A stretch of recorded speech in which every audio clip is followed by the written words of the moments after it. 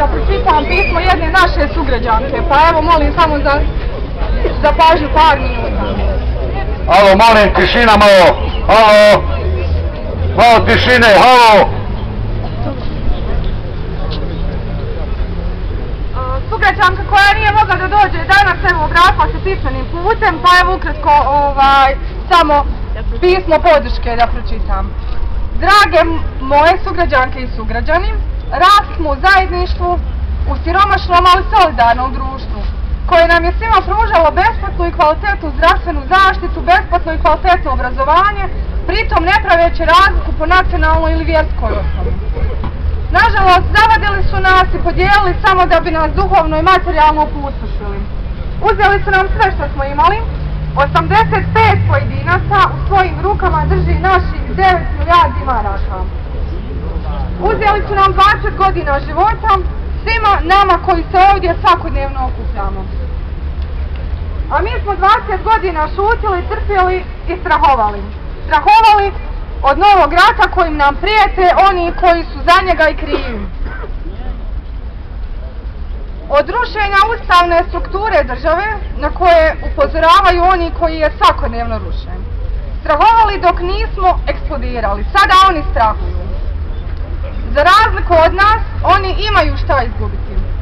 Svoje vile i vikendice kupljene našim parama, svoje račune u inostranstvu pune našim novcem. Ako očistimo pravosuđe i natjeramo ih da rade, naši samozvani lideri mogli bi izgubiti slobodu koju nama godinama uskraćuju.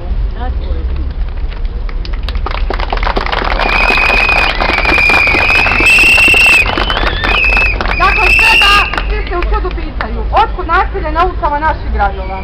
Zaboravljaju da nema većeg nasilja od siromaštva i nepravde, proživljavanja od danas do sutra, a tako živi više od 1 milion ljudi u Bosni i Hercegovini. Neposredan povod za socijalne nemire su socijalna nepravda, korupcija, nepotizam, a najodgovornije su političke partije.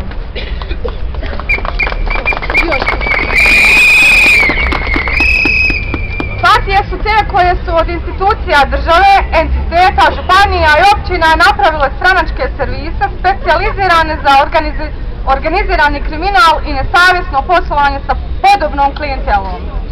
Ovako upravljanje polugama vlasti priprema idealne uvjete za eksploziju socijalnog bunta, jer svu moć koncentrira u rukama nekolicine, dok s druge strane proizvodi milione ljudi isključene iz svake vlasti. U današnjoj Bosni i Hercegovini oni koji nisu članovi političkih stranaka odrezani su od svake vlasti bez mogućnosti zapošljavanja ili napredovanja.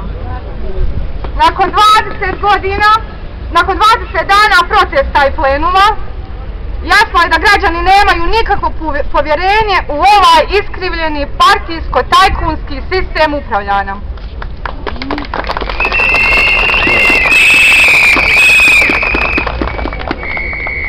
To nepovjerenje pretvara se u snažan naboj socijalnog bunta koji se tek zahuktava. Mi se više ne bojimo, zajedno stojimo i prkosimo svim pokušajima da nas raspore i podijele. Idemo zajedno do kraja, do ispunjenja svih naših zahtjeva. Vaša sugrađanka. Hvala lijepa.